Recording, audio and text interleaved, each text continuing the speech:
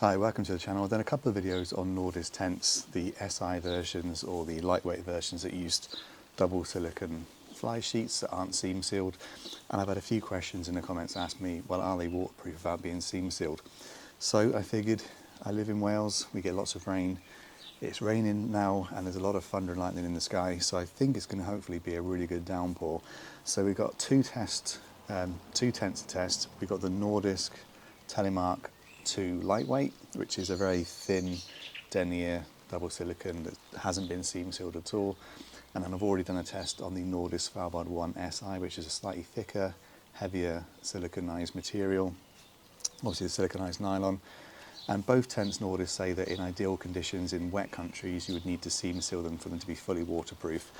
I've not seam sealed either of them, and I figured I would get them both out in really heavy prolonged rain. It's starting to come down a bit heavier now, and just see if they are waterproof as they are and how much rain does it take to actually get any kind of water ingress. So, proper bit of thunder and lightning now. I'm hoping it's going to absolutely chuck it down for a couple of hours, and they give rain most of the night as well. So we'll periodically check in on the tent and to see if it is dry and how long that dryness lasts. And I've done this exactly the same for the Svalbard 1 SI as well. So I'm going to go indoors out the rain and we'll just see how the tent gets on.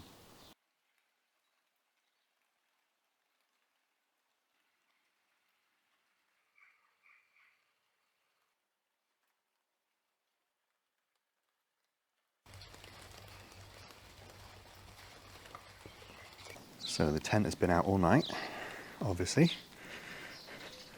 and it has rained most of the night, so it rained about 9:15. The water is beading off nicely, and I did tension the inner about 9:30 after it started raining.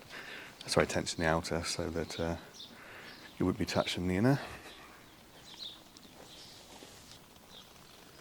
So we have a lovely dry interior.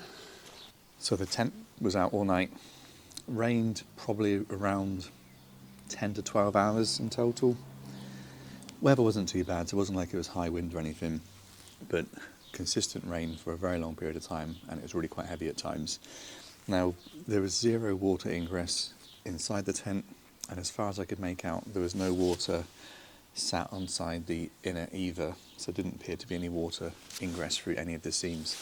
Obviously, there are some significant seams on this tent, but the water was beading off very well, and the Nordisk technique of making sure the stitching swells as the tent gets wet seems to have worked perfectly. So that does match up with what I found with the Nordisk Svalbard 1 as well. Obviously that's a much thicker denier material than on the Telemark 2. But obviously this is just my experience, but I wouldn't hesitate in taking this out in rain without seam sealing it.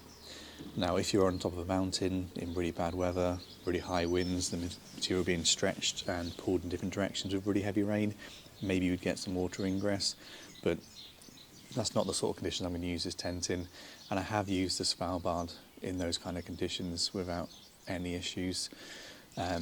So, yeah.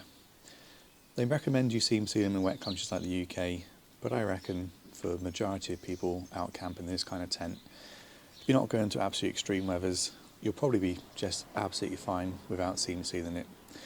Anyway, hope that's been of any help to you. If you have got any further questions about the Telemark 2 or the Svalbard 1 SI, let me know, because I'm going to own both those tents for a very long time, I imagine. Anyway, big thanks for watching. I'll catch you in the next one.